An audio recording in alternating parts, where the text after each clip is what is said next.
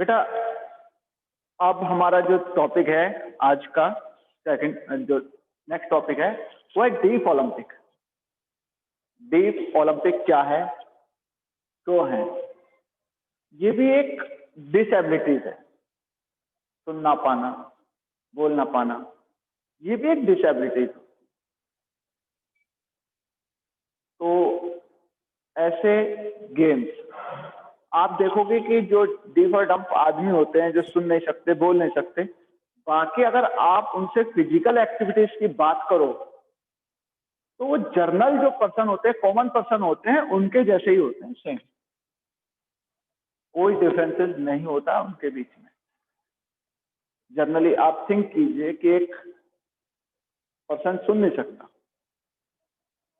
पर वो दौड़ेगा, जब उसको बताओगे आप तो वो दौड़ेगा तो उतनी स्पीड से जो एक कॉमन पर्सन दौड़ सकता है, उसकी स्पीड उतनी हो सकती है। तो ऐसे लोग जो विशिल वगैरह की आवाज को नहीं सुन सकते थे, जब फायर होता है तो गन चलती है रेस वगैरह में, या विशिल बजती है जब कोई गेम स्टार्ट होता है, तो वो नहीं सुन सकते, तो उनके लिए कुछ और इंडिकेशन दिए गए, कुछ और इंडिकेट कर दिया गया। तो ऐसे लोगों के लिए सुन नहीं सकते, बोल नहीं सकते, उनके लिए डीफ ओलंपिक बनाया गया। और डीफ ओलंपिक वर्ल्ड का दूसरा सबसे पुराना गेम है। दूसरा सबसे पुराना गेम क्यों कह रहा हूं? क्योंकि इसकी स्टार्टिंग बेटा 1924 के अंदर हो चुकी थी। यानी कि ओलंपिक के बाद अगर कोई गेम स्टार्ट हुए तो वो हुए डीफ ओलंपिक। ये 1924 के अंदर पेरिस के अंदर स्टार्ट हो गया था। 1930 की मैं बात करूं तो हम 1930 की जब बात करते हैं तब स्टार्ट हुआ था कॉमनवेल्थ गेम स्टार्ट हुए थे। अगर मैं एशियन गेम की बात करूं तो 1951 के अंदर एशियन गेम स्टार्ट हुए बेटा। तो स्पोर्ट्स के लिहाज से अगर स्पोर्ट्स को हम देखते हैं तो उसके अंदर सबसे पुराने गेम्स में डीफ ओलंपिक सेकंड पायदान पे है। 1924 से लेके 1965 तक इनको कहा गया games for deaf, games for the deaf या इंटरनेशनल गेम्स फॉर डीफ इनको कहा गया। कभी कभी इनको क्या कहा गया? साइलेंट गेम, जहां कोई साउंड नहीं आता, तो कभी कभी इनको साइलेंट गेम भी कह दिया गया।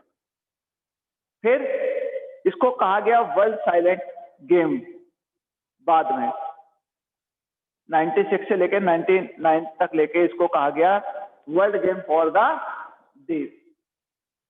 World game for the deaf, पहले कहा गया international games for the deaf, फिर कहा गया world game for the deaf. 1965 से लेकर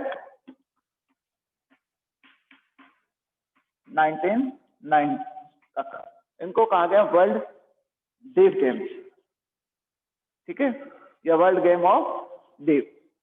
पर ऑफिशियल इनको डीफ ओलंपिक कहा गया कब? 2001 के अंदर इनको ऑफिशियल अनाउंसमेंट कर दिया गया कि ये डीफ ओलंपिक है।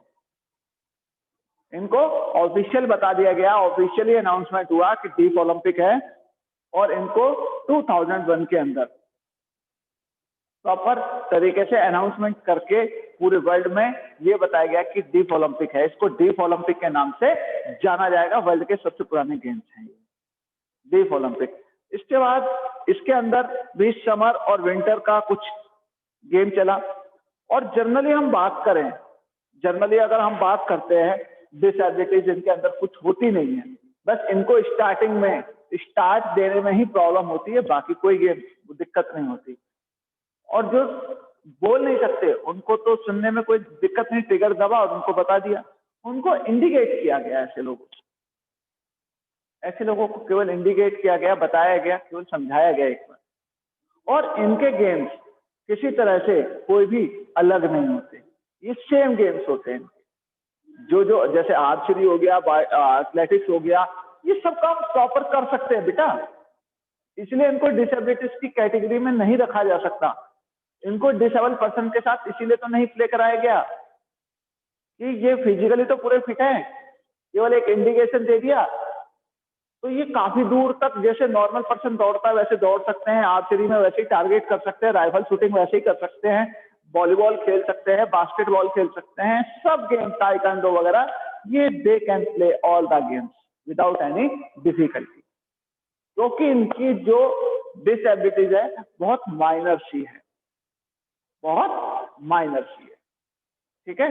तो इसलिए डेफ ओलंपिक कहा गया है इनको।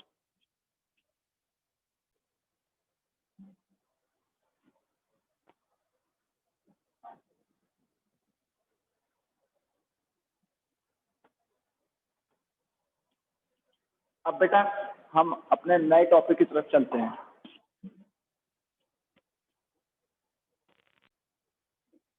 अब हमारा नया टॉपिक है इंक्लूजन। इंक्लूजन, इंक्लूजन का मतलब होता है समावेश, समावेश। अब मैं आपको थोड़ा सा डिटेल में बताऊंगा इसके बारे में, तब आपको इसका कॉन्सेप्ट क्लियर हो पाएगा। इट्स नीड, इसकी जरूरत क्या है, और बेटा इसको कैसे हम इम्प्लीमेंट कर सकते हैं। देखिए कोई भी हम कॉन्सेप्ट बनाते हैं तो जरूरी नहीं कि हम उसको तुरंत ही इम्प्लीमेंट कर सकते हैं ना, उसको इम्प्लीमेंट करने में बहुत सारी प्रॉब्लम आती हैं। अगर हम ऐसा कर सकते तो 1948 में जब हमारी फिजिकल एडवाइजरी जारी हुई थी, 1948 से फिजिकल बोर्ड बन चुका है, तो अब तक पूरे देश के अंदर फिर फिट इंडिया प्रोग्राम्स और फिजिकल प्रोग्रामों को जारी करने की क्या जरूरत होती। तो सबसे ज्यादा मुश्किल जो आती है इम्प्लीमेंट करने में किसी भी चीज को, सबसे पहले हम बात करते हैं इंक्लूजन। इंक्लूजन का मतलब मैंने जैसे आपको बताया समावेश।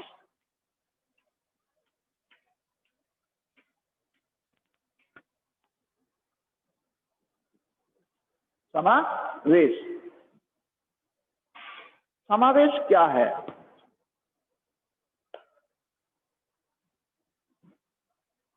बेटा? एक कॉमन बच्चा, एक कॉमन बच्चा और एक फिजिकली चैलेंज बच्चा, अगर हम इनको पैरामीटर पे माने तो ये थोड़ा फिजिकली लेवल में अलग हो सकते हैं डिसेबिलिटीज की, पर साइकोलॉजिकल लेवल पे हम इनको अलग नहीं कर सकते। साइकोलॉजिकल लेवल पे हम इनको अलग नहीं कर सकते, क्योंकि डिसेबिलिटीज का शिकार बच्चा ऐसा नहीं है कि इसके अंदर माइंड नहीं है। फिजिकली डिसेबिलिटीज है, कॉग्निटिव है, ठीक है, पर वो मेंटली तो स्ट्रांग है, मेंटली तो वो जानता है सब चीजें। हाँ, जहाँ पे इंटेलेक्चुअल्स की बात आती है वहां थोड़ी सी हो सकती है प्रॉब्लम डिसेबिलिटी। उसके बाद हम जो डिसऑर्डर के शिकार बच्चे हैं उनकी बात करें, वो बच्चे जो डिसऑर्डर के शिकार हैं वो कैसे होते हैं? वो अपना रूटीन वर्क नहीं कर पाते हैं। पर बेटा है तो वो बच्चे ही, उनके लिए कॉन्सेप्ट क्या था? जॉय एंड हैप्पीनेस, जो स्पेशल ओलंपिक का मोटो था, मैं आपको बता रहा हूँ, joy and happiness to the all children for of the world, of the world, भविष्य सॉरी विश्व के सभी बच्चों के लिए खुशी और आनंद उनका अधिकार है एक तरह से। तो इंक्लूजन की बात करते हैं हम, जब हम इंक्लूजन की बात करते हैं तो हम कहते हैं कि एक ही छत के नीचे, एक ही छत के नीचे एक डिसेबल और एक एबल, जो सही है बच्चा जिसको कोई प्रॉब्लम नहीं, उसको सेम एजुकेशन देना, सेम एक्टिविटीज में इन्वॉल्व करना, उसके लिए कोई अलग पैरामीटर डिफाइन ना करना। समझ रहे हैं आप? एक ही छत के नीचे, यानी कि एक ही जगह दो ऐसे बच्चे जो एक एबल है और एक डिसेबल है, दोनों को एक तरह की फिजिकल एक्टिविटीज में, हालांकि फिजिकल एक्टिविटी थोड़ी अलग हो सकती है, पर उनको पास लाना और तरह की। अब जैसे कोई डिसेबल बच्चा है आपकी क्लास के अंदर आके बैठे, कोई प्रॉब्लम नहीं, क्या प्रॉब्लम है? तो जब इस तरह की एजुकेशन हम बच्चों को देते हैं तो वो हमारी इंक्लूसिव या समावेश कहलाती है, इंक्लूजन या समावेश कहलाती है। ऐसी एजुकेशन इंक्लूजन एजुकेशन कहलाती है। जब एक ही छत के नीचे हम दो या अलग अलग कैटेगरी के बच्चे, जैसे डिसेबल बच्चे हैं, डिसऑर्डर के शिकार, या फिर जो जनरल बच्चे, सबको एक साथ मिला के एक ही छत के नीचे उनको एजुकेशन प्रोवाइड कराते हैं या कोई एक्टिविटीज वगैरह में इन्वॉल्वमेंट कराते हैं। तब इस तरह की जो एजुकेशन है, इस तरह का जो कॉन्सेप्ट है, वो इंक्लूजन या समावेश कहलाता है। समावेश, समान, समान प्रवेश, समावेश, एक जैसा प्रवेश, एक जैसी एंट्री, यानी सबको एक जैसा ही प्रवेश मिलना, एंट्री मिलना, वहां किसी भेदभाव के बगैर उनको एक जगह कलेक्ट किया जाता है, वो होता है आपका समावेश, इंक्लूजन। ठीक है, क्लियर है? Yes sir. ठीक है, अब नीड ऑफ इंक्लूसिव एजुकेशन। अब क्या नीड है ऐसी एजुकेशन की, मैं बताता हूँ। फॉर सेल्फ स्टीम, आत्मसम्मान के लिए। जो बच्चा डिसेबल है वो एबल बच्चे के साथ पढ़ेगा तो उसके अंदर अपनी सम्मान बढ़ेगा। वो कहेगा कि मैं भी एक एबल बच्चे के साथ पढ़ रहा हूँ तो मेरे अंदर भी कोई ज्यादा प्रॉब्लम नहीं है। For better social skill and communication, society में उसकी जो कम्युनिकेशन है और उसकी जो सोशल स्किल्स हैं वो डेवलप होंगी। सोसाइटी में वो एक जैसा अपने आप को महसूस करेगा तो वो सोसाइटी से अलग नहीं हो पाएगा, सोसाइटी को अपना पार्ट मानेगा और सोसाइटी में इन्वॉल्वमेंट उसकी होगी। ग्रेटर सेंसिटिविटी, सेंसिटिविटी मतलब बहुत ज्यादा सेंसिटिव हो जाना। वो सेंसिटिव हो जाएगा चीजों को लेके, वो महसूस करेगा कि मैं भी अमूमन नॉर्मल बच्चा हूँ, किसी तरह की मेरे साथ कोई प्रॉब्लम नहीं आ रही। जब मैं एक ही साथ ऐसे बच्चों के साथ पढ़ रहा हूँ जो नॉर्मल हैं तो मेरे अंदर भी ऐसी कोई डिसएबिलिटीज नहीं है, सेंसिटिविटी उसकी बढ़ जाएगी। For better understanding of strength and weakness, वो जान पाएगा कि मेरी स्ट्रेंथ क्या है। जब वो एक क्लास के अंदर आएगा, जब वो देखेगा कि एजुकेशनल वाइज वो बहुत अच्छा है पर कुछ और चीजों में वो प्रॉब्लम फेस कर रहा है, तो वह वहां बेटर तरीके से जान पाएगा कि उसकी स्ट्रेंथ क्या है और उसकी वीकनेस क्या है। अलग अलग वो देखेगा कि मेरी क्या तो इसमें बेटरमेंट मैं कर सकता हूं, इसमें क्या और अच्छा कर सकता हूं और क्या मेरे लिए नुकसानदायक है। तो वहां अपनी वीकनेस को देखेगा, वो अपनी कमजोरियों को सुधार सकता है। There is a chance to improve their weakness, वहां अपनी कमजोरियों को सुधारने का मौका मिलेगा उसे, वो सुधारेगा। For better sense of belongingness, sense of belongingness का मतलब है कि वो ये जानकारी करेगा कि मैं परस्पर एक दूसरे के निकटतम हूं, एक दूसरे के पास आ गया हूं। बिलोंगिंगनेस, तो वो महसूस करेगा कि मैं इनमें घुल मिल गया हूं, मिल जाना उसके अंदर। बिलोंगिंगनेस मतलब संबंध स्थापित होना, उसका संबंध स्थापित हो जाएगा किन लोगों से, जो नॉर्मल हैं। और जब संबंध स्थापित होगा तो उसके व्यवहार में उसकी जो एक नेगेटिव सोच होगी वो कहीं ना कहीं पॉजिटिव में चेंज हो जाएगी। Higher academic achievement, higher academic बहुत अच्छा। डिसेबिलिटीज का शिकार बच्चा हो सकता है, एजुकेशनल वाइज बहुत अच्छा हो। सपोज दैट एक्सीडेंट में किसी का हाथ कट गया, हाथ कटा है बट बेटा मेंटली पावर तो उसकी इतनी स्ट्रांग है, ही और she can write all the things in right hand. अगर सपोज लेफ्ट हैंड कटा है तो राइट हैंड से कर सकता है वो। ठीक है, अगर सपोज लेग में कोई प्रॉब्लम है, ठीक है, आने जाने में थोड़ी दिक्कत हो सकती है, पर आके जब क्लास में बैठेगा तो वो उसी तरह का बिहेव करेगा, उसी तरह की नॉलेज जब उसे मिलेगी तो हो सकता है उसका माइंड ज्यादा यूटिलाइज करे, अपने माइंड को बहुत ज्यादा सीखे, है कि नहीं? तो कोई भेदभाव नहीं होगा, भेदभाव नहीं होगा और हो सकता है वो एजुकेशनल वाइज बहुत ज्यादा अच्छा हो, एजुकेशनल वाइज बहुत ज्यादा अच्छा हो और बहुत ज्यादा इंप्रूवमेंट कर ले, बहुत ज्यादा इंप्रूवमेंट कर ले। अब बेटा इस कॉन्सेप्ट को अगर हम देखें तो हम ये देखेंगे कि इसका इम्प्लीमेंट कैसे कर सकते हैं। सबसे पहले इम्प्लीमेंट जब इम्प्लीमेंटेशन की बात आती है तो इम्प्लीमेंट को हम कैसे कर सकते हैं? इम्प्लीमेंट हमसे चालू होगा, हमें इस चीज को स्वीकार करना होगा। जो हम नॉर्मल एक सोसाइटी के लोग हैं, हमको सबसे पहले उन लोगों को एक्सेप्ट करना होगा, उनको अपने ऐसा मानना होगा। सेकंड, गवर्नमेंट भी अपने फेस पे, अपने तौर पे, अपने स्तर पे काम करे और ऐसे लोगों को ज्यादा से ज्यादा अपॉर्चुनिटीज प्रोवाइड कराए ताकि वो आकर इसमें ज्यादा इन्वॉल्वमेंट कर सकें।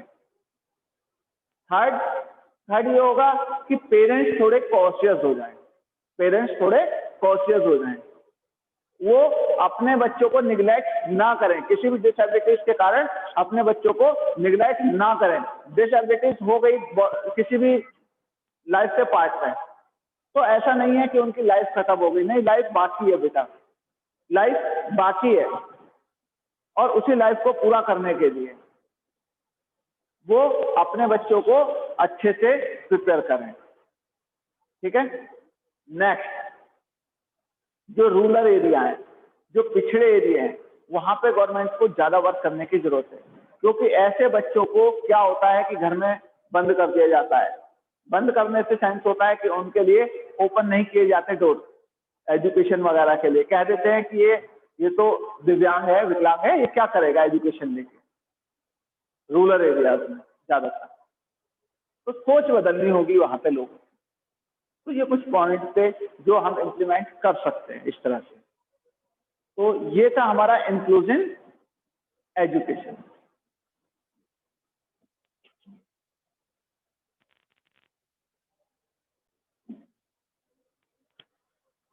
अब बेटा आपका लास्ट टॉपिक है। देखो, ऐसे कुछ लोग होते हैं जिनको अलग अलग तरह के लोग होते हैं, जो कुछ प्रोफेशनल होते हैं, प्रोफेशनल लोग होते हैं, और वो ऐसे डिसेबल बच्चों को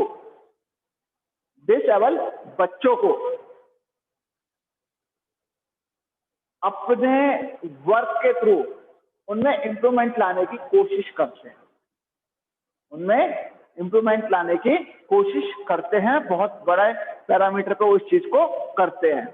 तो ऐसे सोसाइटी के कौन कौन से लोग हैं? सबसे पहले मैं बात करूं तो स्कूल काउंसलर।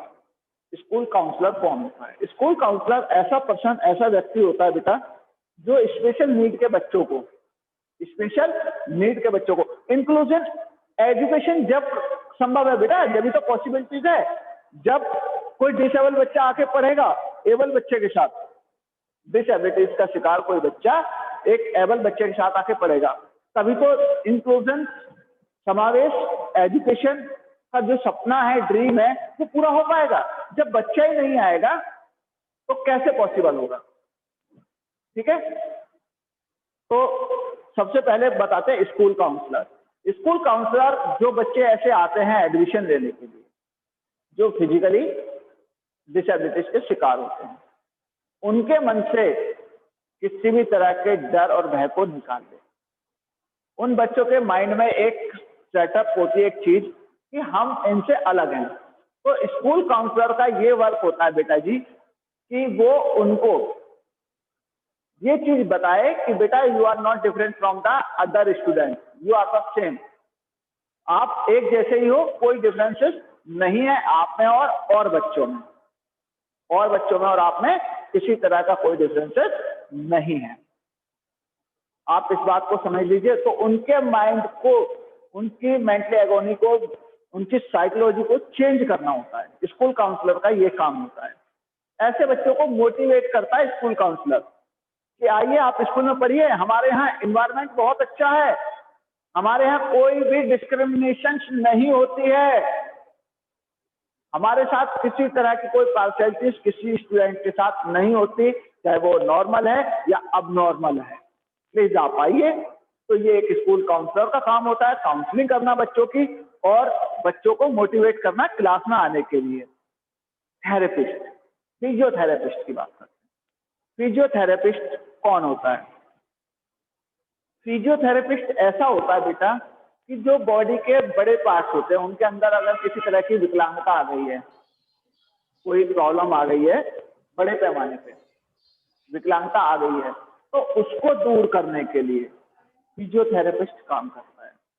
सपोज दैट जैसे पैरालाइज हो गया कोई बच्चा, कोई व्यक्ति पैरालाइज हो गया, उसका एक साइड का बॉडी पार्ट काम नहीं कर रहा, सपोज राइट हैंड या लेफ्ट हैंड, तो उसको फिजियोथेरेपिस्ट कराई जाती है, फिजियोथेरेपी दी जाती है, क्योंकि उसकी मोटर डेवलपमेंट कहीं ना कहीं से चालू हो सके, उसमें कुछ पावर आ सके, मूवमेंट हो सके और वो काम कर सके, दोबारा से उठ खड़ा हो और अपने काम को करे अच्छे तरीके से।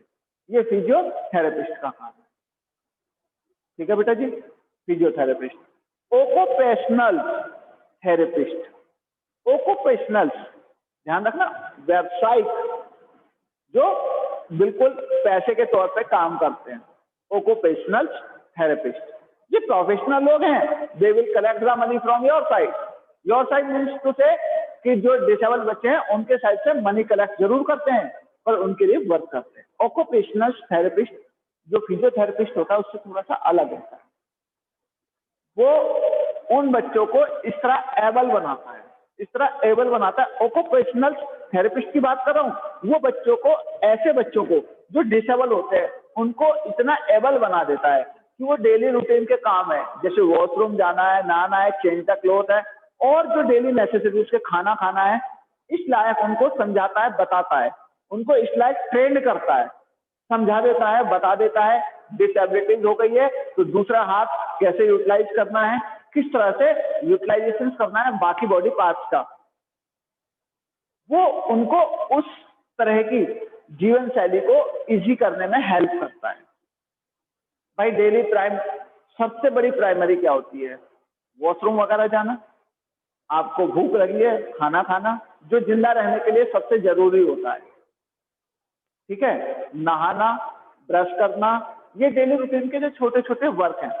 तो जो ऑक्यूपेशनल्स होता है वो इन चीज पर कंसंट्रेट करके इन चीजों को बच्चे को उस लायक बना देता है, उस लायक बना देता है। जैसे मैं स्पेशल नीड में बात करता हूँ, मैं बच्चों की बात करता हूँ, स्पेशल नीड में जो डिसऑर्डर के शिकार हैं, जो दिमागी तौर पे काम नहीं कर पाते, तो वो ऑक्यूपेशनल थेरेपिस्ट क्या करता है, डेली उनकी क्लास लेता है, क्लास में से उनके साथ रहता है, उनको समझाता है और उनको बताता है किस तरह से उनको किस टाइम क्या करना है। तो बेटा मेंटली मैंने कहा था उनकी जो होती है वो पावर रुक जाती है, इंफॉर्मेशन जो ट्रांसफॉर्मेशन होता है वो रुक जाता है, पर खत्म नहीं होता है। तो वो देखते हैं कि मुझे इस टाइम उठ के मॉर्निंग में, जैसे रात को मैं सोया उठा तो मुझे वॉशरूम जाना है, तो ऐसे बच्चे तैयार हो जाते हैं बेटा। ऐसे ही लोग, जब ऑक्यूपेशनल थेरेपिस्ट, ऐसे ही लोग उनको तैयार कर देते हैं। सपोज दैट उन्होंने किसको तैयार किया, पहले उनको प्राइमरी नेसेसरी पूरी करी, फिर जो फिजियोथेरेपिस्ट है वो वर्क करता है, और इस तरह वो बच्चे क्या होते हैं, ऐसे बच्चे जो है आगे जाकर स्पेशल ओलंपिक टाइप में खेल सकते हैं, पार्टिसिपेट कर सकते हैं। इसके बाद है physical education teacher. Physical education teacher का क्या रोल होता है? फिजिकल एजुकेशन टीचर का रोल क्या होता है ऐसे बच्चों के लिए? ऐसे बच्चों के लिए फिजिकल एजुकेशन का रोल है, सपोज दैट मैं हूं, मेरे पास कोई ऐसा डिसेबल बच्चा आता है जो फिजिकली फिट नहीं है, तो मैं क्या मना कर दूंगा? I will deny to him कि नहीं आप नहीं प्ले करोगे। नहीं, मैं उसको प्ले कराऊंगा, पर मैं उसके लिए चीजों को इजी कर दूंगा, उसके लिए चीजों को इजी कर दूं। कि सपोज मैं 100 मीटर की रेस लगवा रहा हूँ कॉमन बच्चों से, और कोई डिसेबल बच्चा आता है जिसके पैर में प्रॉब्लम है, कहता है sir I want to also run, मैं भी दौड़ना चाहता हूँ, तो मैं उसको अलाउ कर दूंगा, मुझे उसको डिनाई नहीं करना है, अलाउ करना है, मैं उसको अलाउ करूंगा। पर क्या करूंगा उसके लिए, वो डिस्टेंस में हाफ कर दूंगा, 50 मीटर, मैं उसको डिनाई नहीं करूंगा। और जब बच्चे की स्पिरिट जागेगी इस तरह की कि सर आज हमें मतलब इक्वल कर रहे हैं, तो वो अच्छा परफॉर्म करेगा। अच्छा परफॉर्म का मतलब नहीं है कि जो कॉमन बच्चे हैं उनसे जीत जाएगा, नहीं, उनसे जीतेगा नहीं, पर हाँ उनसे हारेगा भी नहीं, और अपनी लाइफ में कभी डिफीट नहीं होगा। ये फिजिकल एजुकेशन टीचर का रोल होता है। वो हारेगा नहीं, ना अपनी लाइफ में हारेगा ना उनसे हारेगा। ठीक है, ये रोल होता है इसका, फिजिकल एजुकेशन। इसके बाद होता है speech therapist. Speech therapist. Speech therapist का काम होता है जो बच्चे सही से अपनी बात को नहीं कह पाते, बता नहीं पाते, उनको उनकी बातों को उनके इमोशंस के थ्रू, उनकी भावनाओं के जरिए लोगों तक पहुंचाना, या थोड़ा बहुत बताए, उनको सिखाए, उनको बोलना प्रैक्टिस कराए, उनके स्पीच में चेंजेस लाए।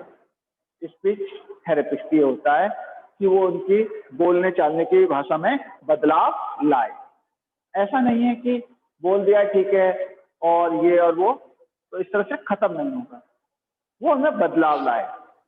और स्पेशल एजुकेटर, स्पेशल एजुकेटर वो होता है जो स्पेशल एजुकेशन देता है, स्पेशल एजुकेशन देता है कि अब उनके लिए कॉमन बुक तो लगेगी नहीं, कॉमन बुक तो लगेगी नहीं। स्पेशल एजुकेटर्स आपने देखा है जो ब्लाइंड लोग होते हैं उनके पढ़ने के लिए वो हाथ लगाते हैं और पढ़ लेते हैं चीजों को, तो इनके लिए स्पेशल एजुकेशन की व्यवस्था करना इस तरह की। वो ब्लाइंड लोग होते हैं, हाथ लगाते हैं और उसको पढ़ लेते हैं कि यहाँ ये है, यहाँ ये है, इस तरह से, तो ये कहलाता है स्पेशल एजुकेशन। ठीक है, तो ये आपकी क्लास थी, अभी अटेंडेंस होगी, कोई भी बच्चा क्लास नहीं छोड़ेगा।